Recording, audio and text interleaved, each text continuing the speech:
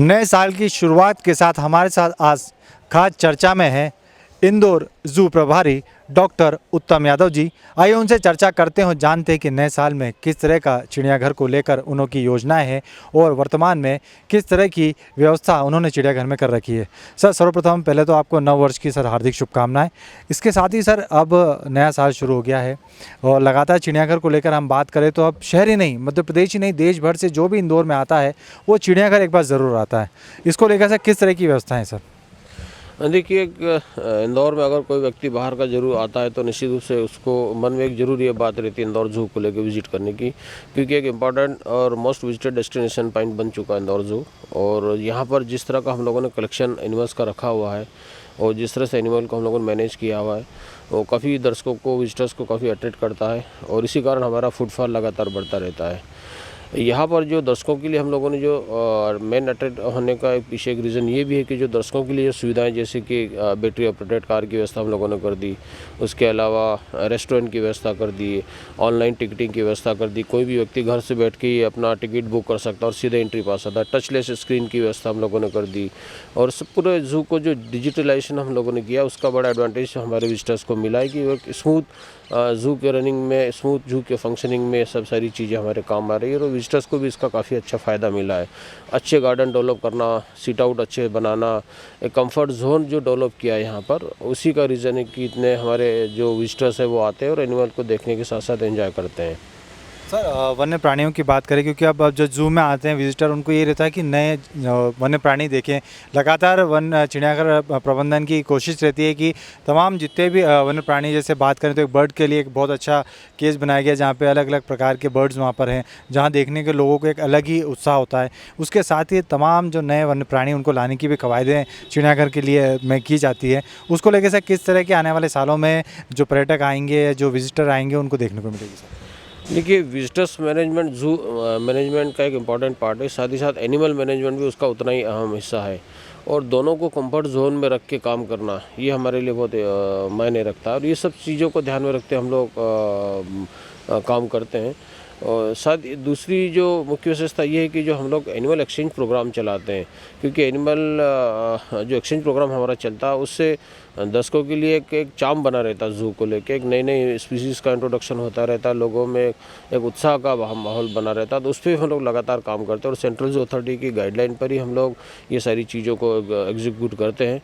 और जब से हमारा मास्टर प्लान अप्रूव हुआ है उसके बाद जो स्पीसीज़ को उन्होंने कलेक्शन प्लान में अप्रूव किया उसको हम लोग 1 बाय 1 दूसरे जू से लगातार कांटेक्ट में रहते हैं और जो हमारे यहाँ ब्रीडिंग प्रोग्राम हम लोगों ने चलाया, ब्रीडिंग प्रोग्राम से जो पॉपुलेशन यहाँ पर बढ़ी, उसी के एक्सचेंज में हम लोगों को कुछ अच्छे अच्छे एनिमल्स हमारे जू को मिले हैं और दर्शकों में इसीलिए उत्साह बना रहता है। कोई भी दर्शक फेडअप नहीं होता है, बोर्डम उसे फील नहीं होता जू में आने के बाद। एक नई चीज़, नई स्पीसीज़, नई वैरायटी, जैसे कि अभी हम लोगों ने बर्ड एवेरी को बनाया। बर्ड एवेरी में भी सारे एक्जोटिक एनिमल, कलरफुल बर्ड रखे और हमारे जू की यूएसपी है, जितने भी विजिटर्स आते हैं एक बार विजिट करने के बाद निश्चित रूप से पूरी परिवार को दिखाने के लिए लेके आते हैं, क्योंकि उसका अट्रैक्शन लॉन्ग लास्टिंग है।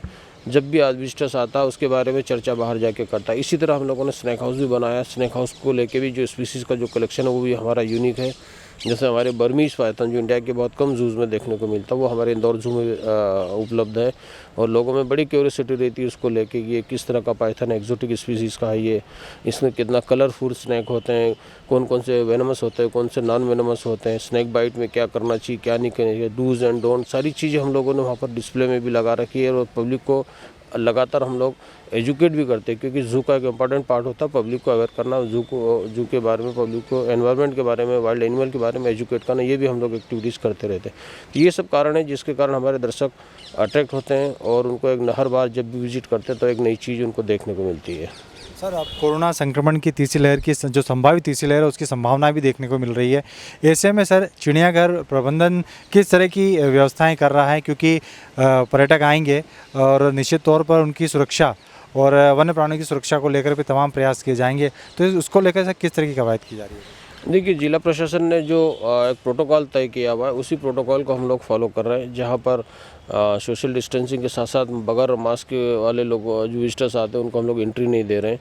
और ऐसे विजिटर्स जो जिनको डबल डोज का वैक्सीन लग चुका है उनका भी हम लोग सर्टिफिकेट चेक कर रहे हैं। साथ ही साथ मेन गेट पे हम लोगों ने टेस्टिंग की व्यवस्था भी कर रखी, 3 से 4 टीमें टेस्टिंग के लिए भी लगी हुई है। और लगातार हमारे पीएस सिस्टम से भी हम लोग अनाउंस करते रहे कि सोशल डिस्टेंसिंग रहे, एक जगह भीड़ न बढ़ाए, चीज़ों को हाथ न लगाए, मास्क पहन के रखें। और साथ ही साथ हम लोगों ने एक चीज़ और उसमें ऐड की है कि जो जिला प्रशासन द्वारा प्रोटोकॉल जारी किया उसमें जो भी व्यक्ति अगर लापरवाही पूर्वक अगर मास्क निकाल देता तो हम लोग उसको भी पेनलाइज कर रहे हैं, 200 रुपये उसकी पेनल्टी लगा रहे हैं। कल भी हम लोगों ने इस तरह के करीब 12 लोगों पर चालानी कार्रवाई की जिन्होंने मास्क उतार के जेब में रख लिया था। तो इस तरह की लापरवाही जो भी करेंगे उसको हम लोग पेनलाइज भी करें, क्योंकि खुद की सुरक्षा के साथ साथ दूसरों की सुरक्षा का भी ध्यान रखना हमारे लिए उतना ही इम्पॉर्टेंट है। तो हम लोग हमारे पीएस सिस्टम से हम लोग अनाउंस कर रहे हैं और लगातार पब्लिक अवेयर कर रहे हैं। हमारे गार्ड भी जो भी मास्क लापरवाही निकालता है उसको वापस लगाने के लिए भी अवेयर कर रहे हैं। और ये भी हम लोग ये भी हम लोग अनाउंस कर रहे हैं कि जिन लोगों ने सिंगल डोज लगा लिया वो डबल डोज ज़रूर लगवाएं और कोरोना से बचने के जितने प्रयास अपने लेवल पर करें, अपनी सोसाइटी को भी बचाने का प्रयास करें। सर, नगर निगम पर्यावरण संरक्षण में भी अपनी अहम भूमिका निभाता है। हम जहाँ खड़े हैं वहाँ पर भी एक बहुत ही अच्छी खूबसूरत नर्सरी यहाँ पर डेवलप की गई है जहाँ पे तमाम पौधे और तैयार किए जा रहे हैं। सर नर्सरी किस तरह से पौधे यहाँ पे तैयार हो रहे हैं और इन पौधों को किस तरह उपयोग में लिया जाता है सर पर्यावरण संरक्षण में? देखिए, बहुत सारी स्पीसीज़ हम लोग यहाँ पर लगाते हैं जिसमें 2 तरह के प्लांट रहते हैं, जिसमें कुछ ऑर्नामेंटल रहते हैं और कुछ वाइल्ड ओरिजिन के रहते हैं और कुछ फ्रूट बेयरिंग भी रहते हैं। तो जो फ्रूट बेयरिंग और वाइल्ड ओरिजिन के रहते हैं वो तो हम लोग एनक्लोजरों में लगाते हैं और एनक्लोजरों में सिलेक्शन प्लांट का इसी तरह करते हैं कि वो एनिमल के एनरिचमेंट के काम आए। और दूसरा जो गार्डन सेक्शन है वहाँ पर हम लोगों ने बहुत सारे शेडी ट्री, उसके अलावा पाथवे पर जो शेडी ट्री लगा रखे हैं जो कि बच्चों को धूप ना लगे, गर्मी ना लगे, उनको छाँव देते रहा है वो पेड़, इस तरह का सिलेक्शन किया है। और कुछ गार्डन में कुछ हम लोगों ने कुछ स्पेशल वेराइटी के जो एग्जोटिक स्पीसीज़ के जो प्लांट्स हैं वो भी लगाए जिससे कि गार्डन की खूबसूरती बनी रहे। और नई नई जो नर्सरी में हम लोग प्लांट के भी सीड से भी तैयार करते हैं, कुछ की बडिंग से भी तैयार करते हैं। आम की भी डिफरेंट वेराइटीज़ हमारे पास है तो उसको भी हम लोगों ने ग्राफ्टिंग करके तैयार की, जो कि बहुत पुराने होने के कारण उनकी लाइफ कंप्लीट होने के कारण अब वो धीरे धीरे कहीं सूखने की तैयारी में थे तो उनको हम लोगों ने पहले ही प्रिजर्व कर लिया। तो इस तरह की एक्टिविटीज़ हम लोग करते हैं जो एनिमल के एनरिचमेंट के साथ साथ विजिटर्स के एनरिचमेंट के लिए भी काम आते हैं और एक अच्छा हेल्दी एटमॉस्फेयर बनता है, क्योंकि प्लांट और एनिमल और ह्यूमन ये भी हमारे इकोसिस्टम का तीनों एक बहुत इंपॉर्टेंट पार्ट है। और यही ट्रेंगल हेल्दी बना रहे तो उससे जो हमारा जो एक बायोडाइवर्सिटी का जो चैनल या इकोसिस्टम का एक जो चैनल बनता है वो हमारे सब के लिए एक बेनिफिशियल रहता है और एक हेल्दी एटमॉस्फेयर बनता है ताकि सारी चीज़ें व्यवस्थित रूप से चलती रहे। सर, एक महत्वपूर्ण सवाल और मैं पूछना चाहूँगा आपसे कि हम बात करें तो ये 2021 आपके लिए वन्य प्राणी रेस्क्यू, यदि लेपर्ड रेस्क्यू की बात करें तो डॉक्टर उत्तम यादव का नाम नहीं, ऐसा हो नहीं सकता सर। तमाम चाहे इंदौर की बात करें, इंदौर से बाहर भी आप रेस्क्यू टीम के साथ जाते हैं और कहीं ना कहीं रेस्क्यू करने में आपकी महत्वपूर्ण भूमिका रहती है। सर, साल 2021 कैसा रहा सर इसको लेकर?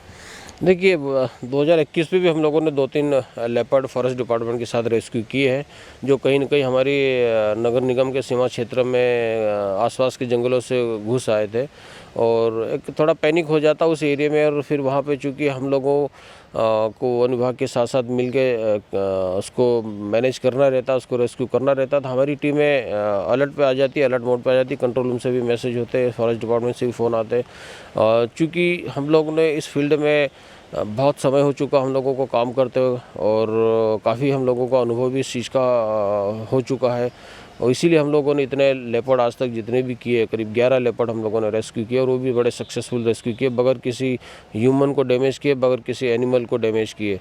तो ये एक थोड़ा सा एक्सपर्टीज़ हमारे हाथ में होने के कारण ये सब सारी चीज़ों को हम लोग सेफली और ध्यान ये भी रखना पड़ता है कि भीड़ में किसी अटैक ना हो, साथ ही साथ उस एनिमल को भी कहीं डैमेज ना हो, उस चीज़ का भी ध्यान रखना पड़ता है। तो दोनों के बीच एक कोऑर्डिनेशन बनाते हुए हम लोगों का जो भी इक्विपमेंट है उनको यूज़ करते हैं, हम लोग उनको रेस्क्यू करते हैं। तो एडवेंचरस एक्टिविटीज़ है, वाइल्ड लाइफ के साथ जुड़ना आने के अपने आप में एक एडवेंचर है और एडवेंचर एक्टिविटीज़ लाइफ में है तो निश्चित रूप से मज़ा भी आता काम करने में।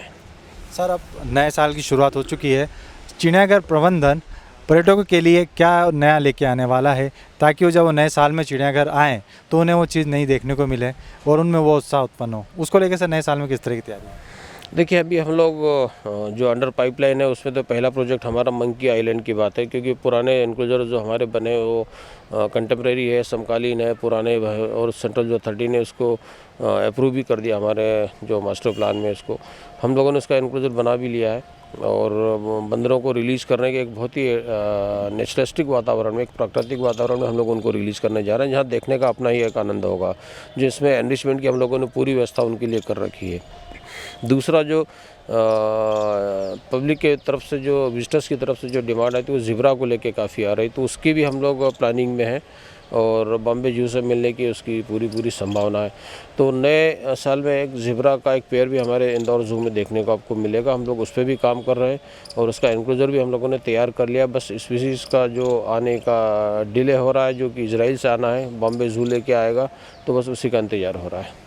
बिल्कुल, ये थे हमारे सर साथ में चिड़ियाघर प्रभारी डॉक्टर उत्तम यादव सर, जिन्होंने बताया कि नया साल पर्यटकों के लिए भी काफ़ी खासा होने वाला है। जो भी नए साल में पर्यटक चिड़ियाघर आएंगे तो उन्हें एक नया अनुभव, एक नया उत्साह भी और एक नई वन्य प्राणियों से उन रूबरू होंगे। निश्चित तौर पर नए साल में चिड़ियाघर आना आपके लिए एक बड़ा उत्साह का समय रहेगा और निश्चित तौर पर आप चिड़ियाघर आएँ। यदि आप चिड़ियाघर नहीं आए तो शायद आपने इंदौर नहीं घूमा, और निश्चित तौर पर आपका चिड़ियाघर आना आपके लिए भी एक नया अनुभव होगा। निश्चित तौर पर हम आपसे यही कहेंगे कि इंदौर यदि आप आते हैं तो चिड़ियाघर ज़रूर आएँ।